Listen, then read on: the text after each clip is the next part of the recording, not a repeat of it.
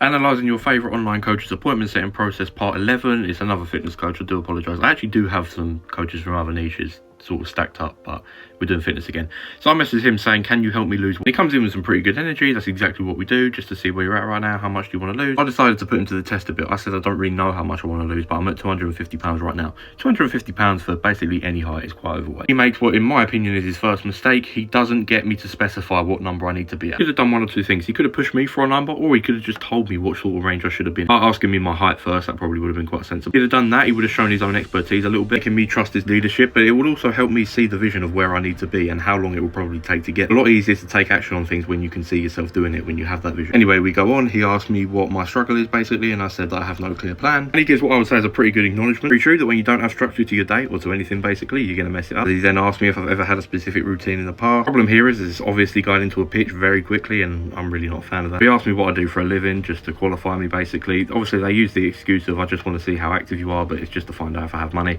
I said I'm an accountant, I make good money, so I'm obviously going to be qualified. There you go, just like that, he offers the call. Decides to be a cheeky little bastard and said, what's the catch? Because he basically said, here, you know, leave your wallet at home. That doesn't really make sense. Turns out he's actually just going for some triage call, which, to be honest with you, if he feels they need to do that, then that says that he doesn't really have a setting process locked down, or that there's something wrong with it. If you have a good enough setting process and a good enough pre-call process, you don't need to be doing triage calls all the time, unless you're not sure about the person that you can do. And here's another thing. He's basically just, he's throwing a load of times at me at once, which is probably going to be quite overwhelming for a lot of people, but also I just prefer to send Calendly link. If someone isn't willing to fill out a Calendly link, then they're probably not going to show up, or they're not going to be a good prospect anyway. I guarantee through this, why is my face doing that? Anyway, so yeah, I guarantee he's getting a lot of no-shows, or he's getting a lot of people ghosting him like I did here. A very short conversation. There wasn't really much to it. He didn't even get a specific goal out of me. Or does he know how long it's been? My pain. He did ask my struggle, to be fair, and to be fair, it's probably better than most setting conversations out there. That's how bad the standards are, but I would give this no more than about 3 out of 10. It needs to be more of a conversation rather than me just feeling like I'm being moved through a sales process. Treat your prospects like they're humans, not just a potential source of income for your business. Anyway, if you want me to analyse your appointment setting process, then we can arrange that. Comment down below or message me,